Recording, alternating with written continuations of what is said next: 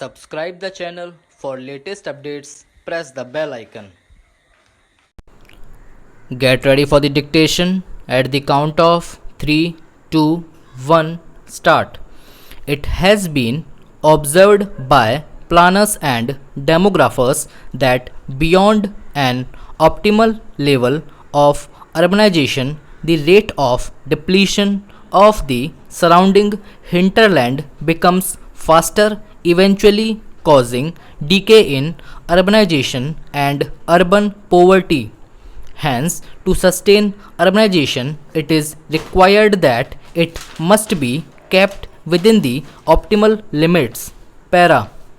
It has been observed that unequal distribution of population results in unequal distribution of resources are fast concentrating in the urban clusters. The urbanization in these countries has been faster than the rate of industrialization. It is more due to rising concentration of population. This has led to urban poverty, social tension, and crime. Unfortunately, when industrialized countries are giving up the large city norms, the developing countries are still continuing on the same trend. By 1990, 18 out of 24 largest cities of the world were in these countries. Para. During the International Conference on Population and Development in 1994, it was apparent that there was greater realization among the developing countries about the interrelationship between the population and development. Low levels of technological progress coupled with rapid population growth was placing immense strain on the social and economic programs. There was unanimity on the issue that population growth must be balanced with sustainable socio-economic development and the regenerative capacity of the natural environment. Para. It must be realized that the present generation of man is the trustee of entire biodiversity. We are also the custodians of the interests of future generations. Our teeming numbers can grow only at the cost of delicate balance in nature. A further increase in our numbers will encroach greatly upon the chances of our future generations. Para. It is observed that persistent, widespread poverty and serious social inequalities do influence population growth and its distribution. Therefore, it is sought that the population should be integrated as a major issue in the development strategies and planning at all levels.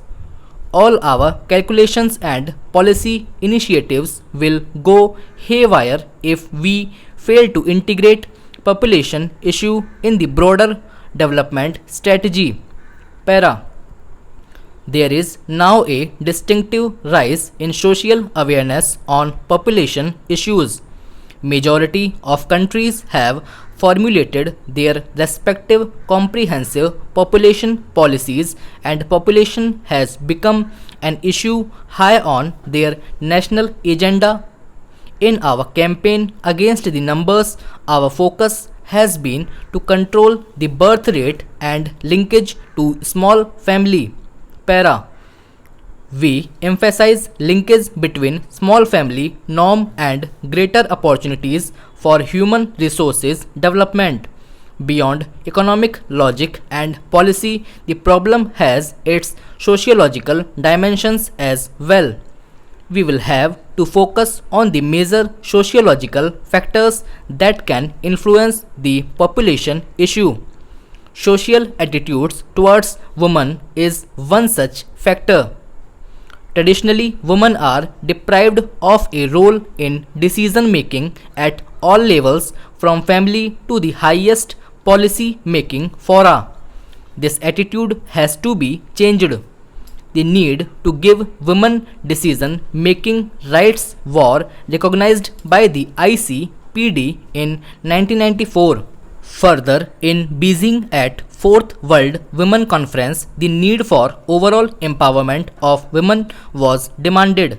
That includes education, health, employment opportunities, political and economic empowerment. All these areas have remained relegated to background for centuries. We have charged our family planning programs to more comprehensive family welfare programs on similar lines. I think more focused approach to women's empowerment is also required to supplement our policy initiatives in population stabilization. Para. Achieving equality between men and women is an accepted global norm, and such a commitment by itself is a hallmark for a democratic civilized society. Further, it has been recognized that empowerment of women has a significant bearing over the demographic issues. At ICPD, it has been recognized that population and development programs are most effective when steps have simultaneously been taken to improve the status of women.